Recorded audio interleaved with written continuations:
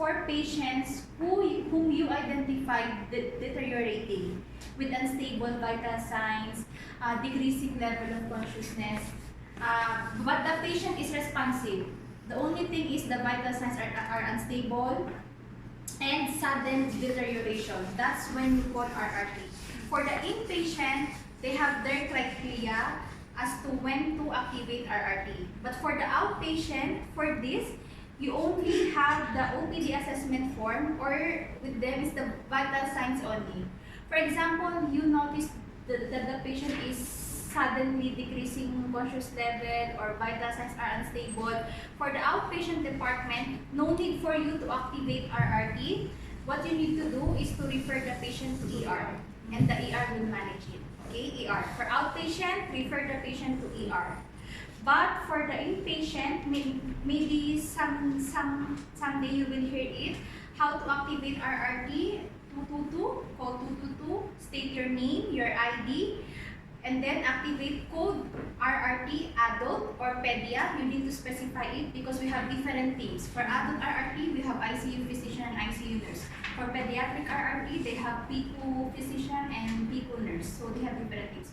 So you need to specify if it is adult or pedia and your location. That's the RRT, okay? Rapid response team. For the code blue team, code blue, no response, no pulse, no breathing, that's a code. That's when you call code blue. Okay, so you understand RRT and code blue team. Now, for example, your patient here, you see this patient lying on the floor. Everyone have their BLS, right? So, check for responsiveness of the patient. Sir, sir, sir, or ma'am, are you okay? Then check for pulse and breathing simultaneously within 10 seconds.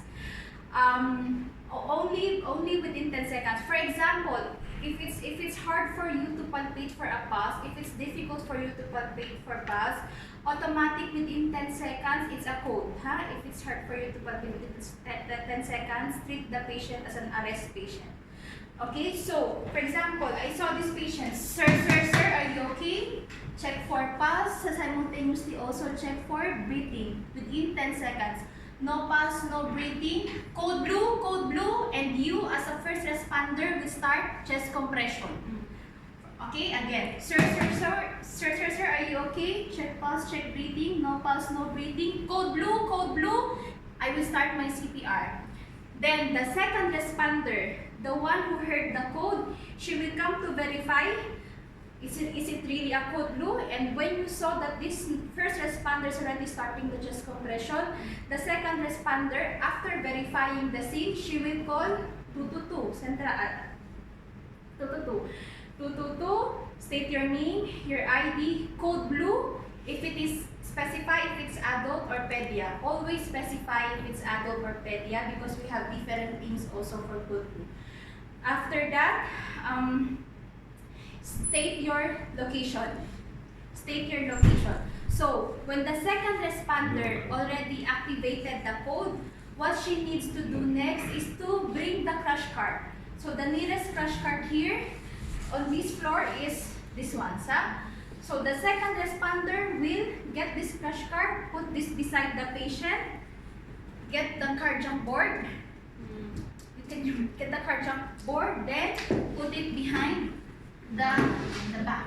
But the first responder will continue compression. The first responder will not leave the patient. She will continue to do chest compression. Now, after the second responder puts the cardiac board, she will open the crash cart, get the bag valve mask. So every one of you should be familiar with the placement of the supplies. Here are the bag valve masks. The adult ambo bag, pedia, unit. So the second responder will open this.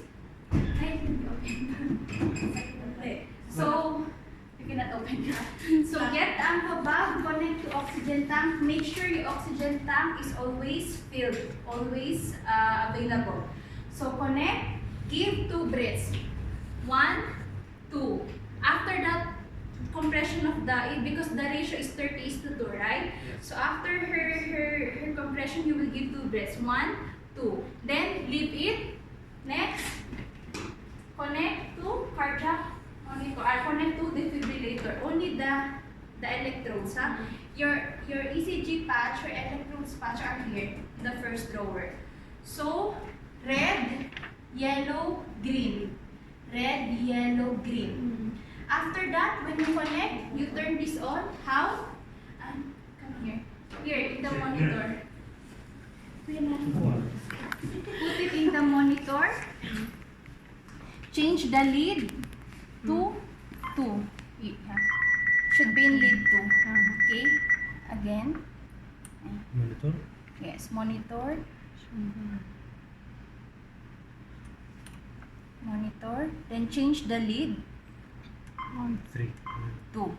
Lead 2. Change it to lead 2. Okay? Then after that, when he finish with his compression again, with 30 compression, you return to your patient, give 2 breaths. That's the responsibility of the second responder. So what you need to learn here is your role and responsibility during a code while waiting or until the code blue thing arrives in the sleep. Okay? When the code blue thing arrives, kalas, you're finished, but the first responder, the one who saw the case, should briefly endorse what happened to the team leader. For example, Doctor, I saw this patient lying on the floor. She was like, I did chest compression since like this, like that. For how many minutes you've done your chest compression, your CPR. Okay, that's your role for code blue. Again, for example, this patient, sir, are you okay?